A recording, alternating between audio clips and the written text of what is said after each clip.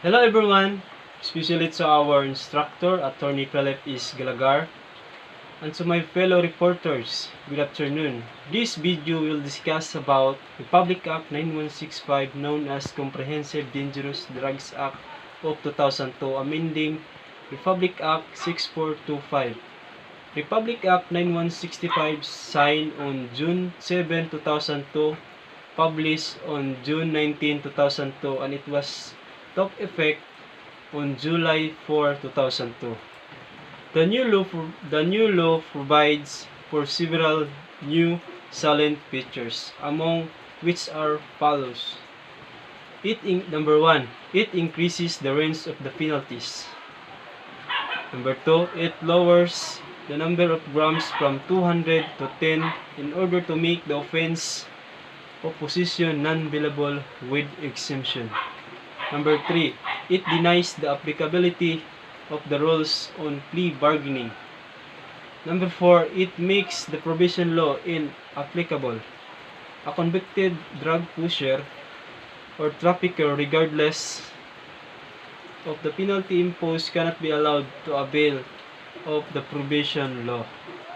Number 5, it imposes the maximum penalties on the member of law enforcement agencies found guilty of planting evidence. These 5 salient features will be discussed more later on. Article 1, Definition of Terms. What is dangerous drugs? Under the old law, dangerous drugs refer either to prohibited drug or regulated drug. The new law conforms with the international accepted definition of dangerous drugs. There is no distinction between the two categories under the new law. Let's proceed to Article 2, Unlawful Acts and Penalties. Section 4, Importation of dangerous drugs and controlled precursors and essential chemical. Any person who shall import or bring into the Philippines any dangerous drugs, the penalty shall be imposed life imprisonment to death and fine ranging 500,000 to 10 million pesos. Any person shall be import any controlled precursors and essential chemicals, the penalty of imprisonment ranging 12 years and 1 day to 20 years, with a fine 100,000 to 500,000. And also any person who shall import any controlled precursors and essential chemicals with the use of diplomatic passport and facilities, he shall be punishable by the maximum penalty. And also any person who acts organizers, managers, or acts as a financier, he or she have the maximum penalty.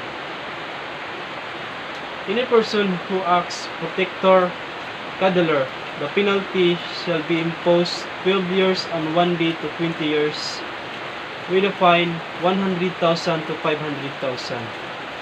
Okay, let's proceed to Section 5. Section 5, Sale, Trading, Administration, Dispensation, Delivery, Distribution, and Transportation of dangerous drugs and controlled precursors and essential chemicals. The penalty of life imprisonment to death and a fine ranging 500,000 to 10 million pesos. The responsible person here are what we call drug pushers. Take note, maximum penalty is imposed on if committed within 100 meters from the school. Ibig sabihin, kung mag-commit ka ng crime 100 meters from the school, ang imuhang penalty is maximum. Use of minors or mentally incapacitated person o runners, carriers, and messengers. If gigamit nimo ang mga minor de edad or mga bata nga wala pay buot nga gihimo nimo silang runners or tighatod sa mga illegal drugs, ang imong penalty is maximum. If the victim is a minor mentally incapacitated, as I mentioned a while ago, ang imuhang penalty is maximum kung gigamit nimo ang mga minor de edad. Dangerous drug is the proximate cause of death of the victim. Kung ang isa ka biktima kuno nga ang iyang gikamatyan is tungod sa dangerous drugs, ang imuhang penalty ana is also maximum. Thank you. Section 8. Manufacturing of dangerous drug and control precursors and essential chemicals. Ang pagbuhat sa droga o sa chemical para isagol buhaton ng droga. Una, bisag kinsa nga tawo nga engage sa pagbuhat sa droga is nasa penalty na life imprisonment to death and a fines ranging of 500,000 to 10 million.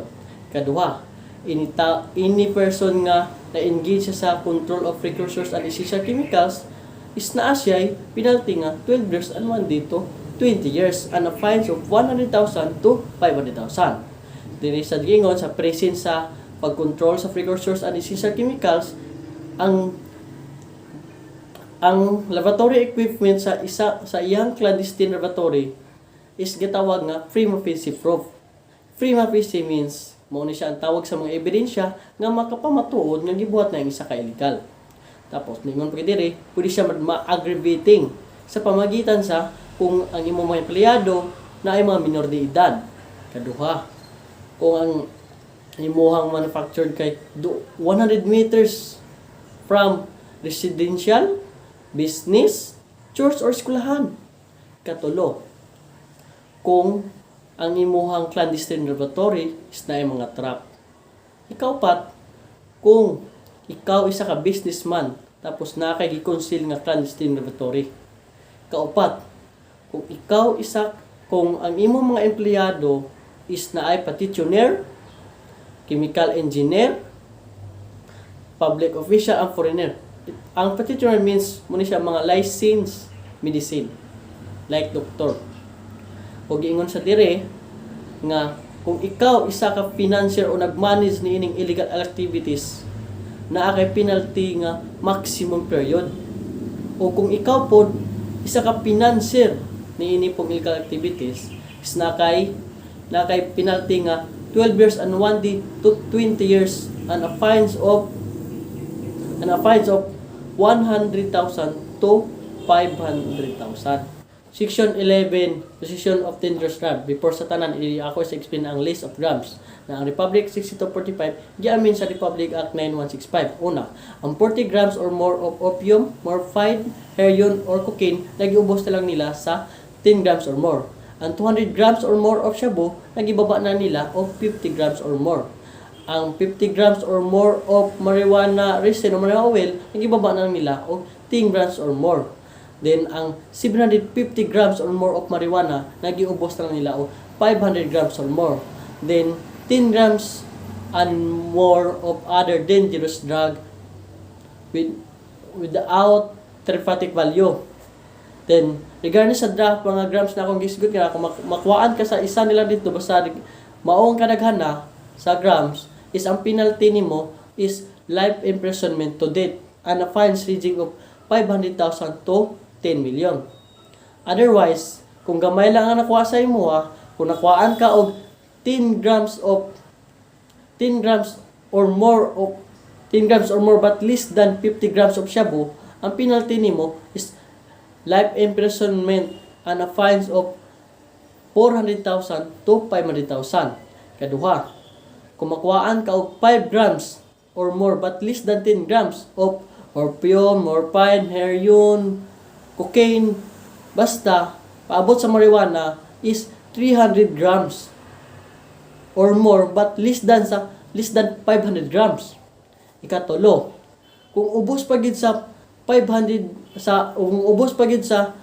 grams ang nakuha sa mo og opium o cocaine or shabu, tapos baba pa gid sa 300 grams of marijuana, ang imong penalty is 12 years and 1 day to 20 years and a fines of 300,000 to 400,000. In order of position to be complete, nasa 3 things required. Una, ang occupancy. Occupancy means ang imuhang lihok or imong pag-cooperate. Ikaduha, apprehension of taking. Apprehension of taking kanang nakay kahadlok bitaw na kwaon nimo aning pagkuha nimo nakay kakulba.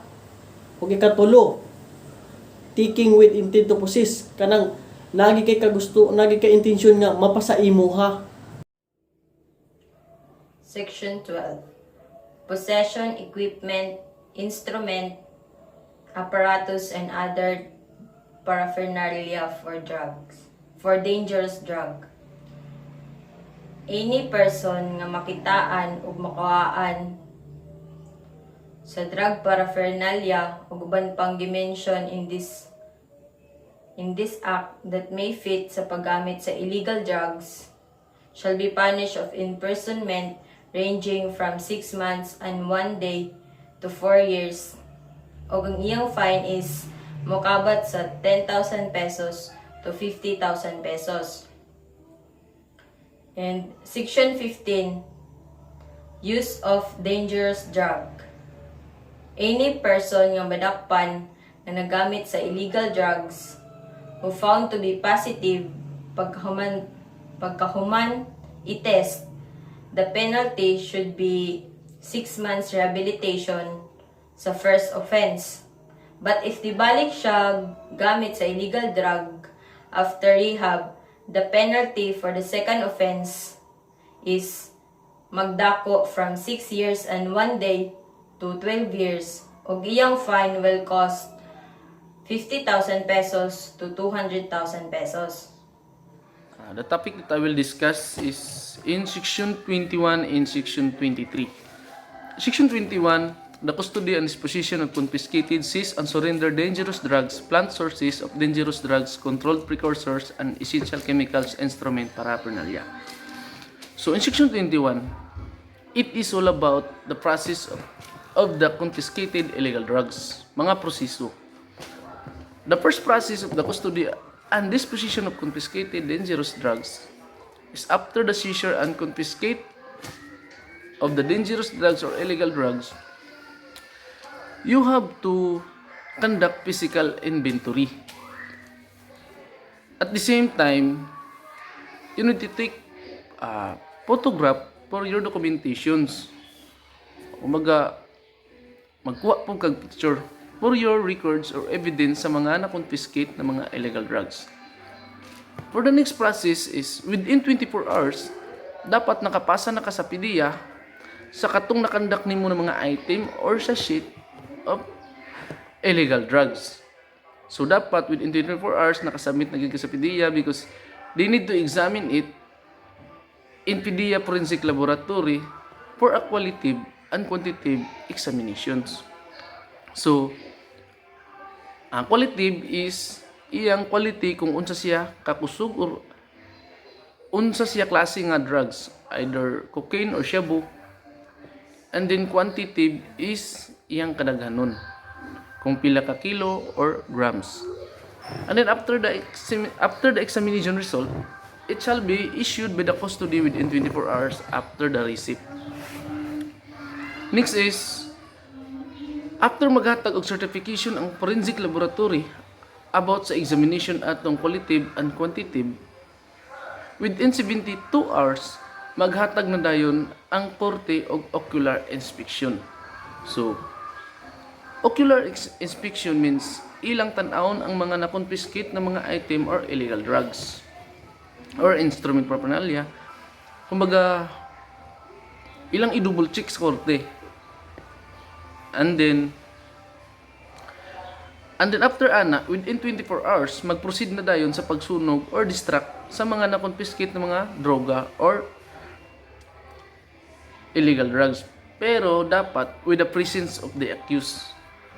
Pero og wala ang accused, pwede ra pod ang iyahang counsel. Iyang counsel, for example, iyang abogado. Ug apil na sa magtan-aw sa pag-distract or pagsunog sa mga illegal drugs ang mga officialis like barangay captain or city mayor. And also ang DOJ. Next is maghatag ang board og issue a certification as to the fact na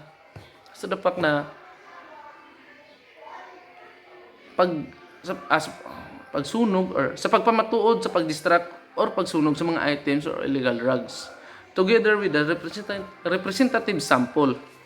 And after that, it will submitted to the court having jurisdiction over the case. And then, sa tanang higayon, dapat ang sample shall be kept to a minimum quantity as determined by the board. Then, next is the accused or iyang attorney shall be allowed to personally observe of all proceedings, but kinahanglan ang iyang presensya shall not constitute an admission of guilt. Kumbaga dapat ang presensya sa accused dili maglangkob sa pag-angkon sa sala. And if the accused fails after due notice before burning or destruct the evidence within 72 hours, the Secretary of Justice mag-appoint siya og public attorney para sa magrepresenta sa nauna. And the last is, after the promulgation and judgment, the said representative sample or evidence shall turn over to the PDEA para sa proper disposition and proper destruction. But kailangan within 24 hours. Let's proceed in section 23, the plea bargaining provision. Kanilang plea bargaining provision is mag-plea guilty ka but maghangyo ka for a less offense. For example, ang imong kaso is murder and it is reclusion perpetua. Maghangyo ka nga mag-plea guilty ka to lower your offense to reclusion temporal. For example, imbis na 20 years in 1 day to 40 years, mahimo na lang siyang 12 years in 1 day to 20 years. Kaning plea bargaining provision di ay so kaning plea bargaining sa una is not applicable sa drugs. So katong sa Republic Act 6425, it was amended to Republic Act 9165. So karon sa Republic Act 9165 na-update na pwede na maka-plea bargaining ang isa ka-accused nga sa about sa drugs. Pero na ay limit. For example, sa number 1 nato, sa number 1. You can avail plea bargaining even if you have possession but have a limit. If it is shabu, dapat less than 5 grams lang. O kung marijuana, dapat less than 300 grams. Kung more than 5 grams na ang shabu or more than 300 grams na ang marijuana, dili na ka maka-avail sa plea bargaining. And then sa number 2, if you have arrested that selling shabu, you can avail plea bargaining also. But have limit gihapon. Dapat ang imong gibaligya na shabu is less than 1 gram. Ug kung marijuana, it is less than 10 grams. Then sa number 3, ang mga akusado ani is nadakpan during parties or any occasion or social gatherings or meetings. Di can avail plea bargaining gihapon. But have gihapon siya limit. If it is shabu, less than 5 grams, ug kung marijuana pod, the quantity is less than 300 grams. And sa number 4 is, you have arrested you have arrested only an employee or tighinlo ra ka. Kumbaga trabahador ra ka dito sa drug den. Pwede ka maka plea bargaining gyapon. Maka-avail gyapon ka sa plea bargaining. And then unsa pa? A plea bargaining is also allowed when accused charged with possession kung ang shabu ni timbang lang og 5 to 9.99 grams lang. And if it's kung marijuana siya, dapat 300 to 499 grams lang para makaabil ka sa plea bargaining. Gi-allowed na siya. So, ang dili lang makaabil sa plea bargaining is kung 10 grams pataas pag shabu and then 500 grams above if marijuana, dili na ka makaabil. And ang pagbaligya pod sa shabu exclusively with a quantity of 1 grams or more, dili gyapon siya, same pod siya sa marijuana. Kung imong gisil exclusively with quantity of 10 grams, you cannot avail plea bargaining also. And last is sale of other kinds of dangerous drugs.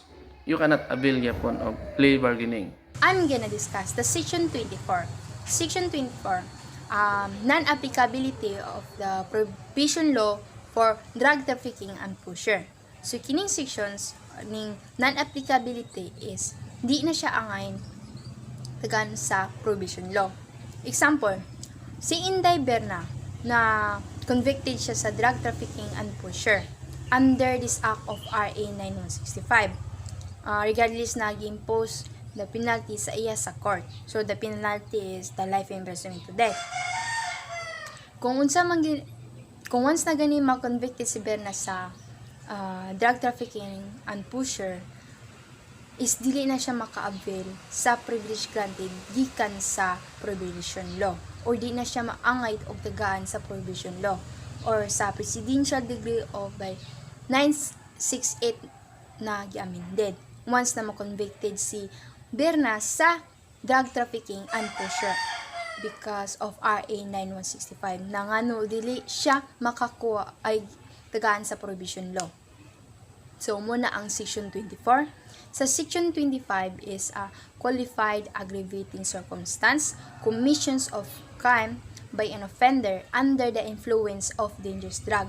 So, kining Section 25 is once out na finding out na nagamit ka ng dangerous drug like heroin, cocaine, shabu, or marijuana.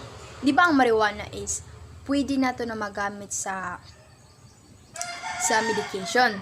But lagi, ang na-influence naman ka sa dangerous drug, ang katong marijuana na pwede na to magamit sa medications is gigamit nimo sa laing paraan. Imog og chemical, nimo drugs, ang usa ka marijuana na medications. So, once out na finding out na nagamit ka ni ng mga dangerous drug is qualifying aggravating circumstance ka.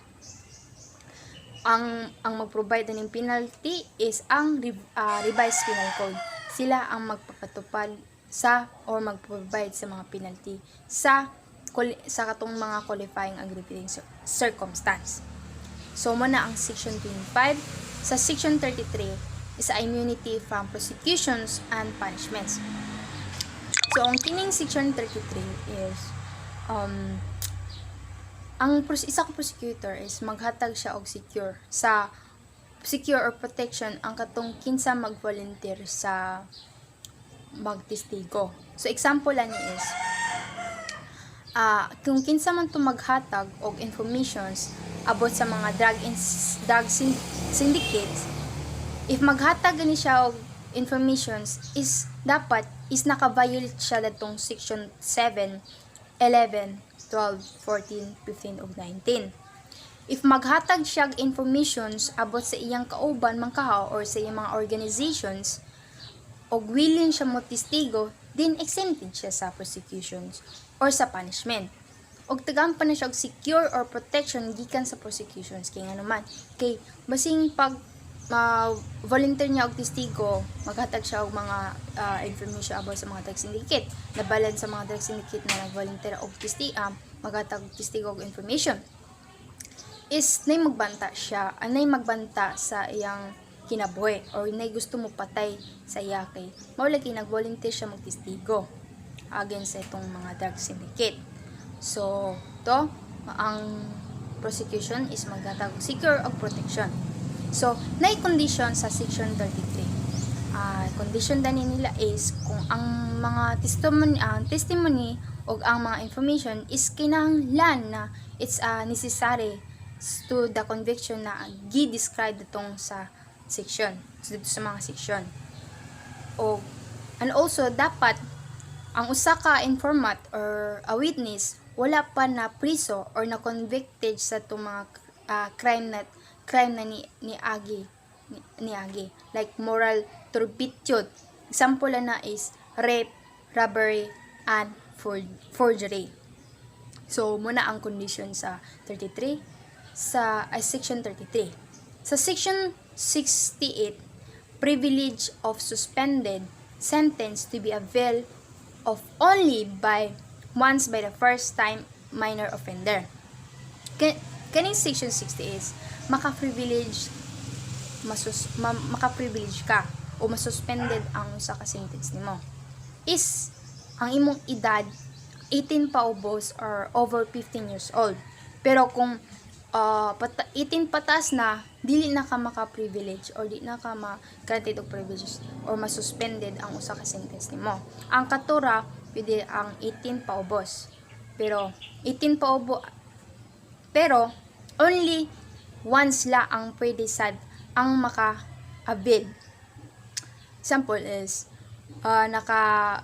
naka-scan. Kaso then imong edad 17, only once lang ka pwede makakuha o maka-avail sa privilege. So mo na ang section 68. Section 90, jurisdiction. So this is the last part of our group report. So jurisdiction. The word jurisdiction was derived from Latin word juris and dico, which literally means I speak of the law. In criminal law, jurisdiction includes the power to impose punishment. So, jurisdiction, power of a court to hear and decide cases. So, dili na nga time nga paminawon ang mga kaso. So, in criminal law, it includes the power to impose punishment, change of venue in criminal case. So, jurisdiction, the authority of a court to hear and determine cases. This authority is constitutional based. A court may also have authority to operate within territory. So, example of jurisdiction is defined as the power or authority to decide legal cases. An example of jurisdiction is a court having controlled legal decision made about certain group. So that's all.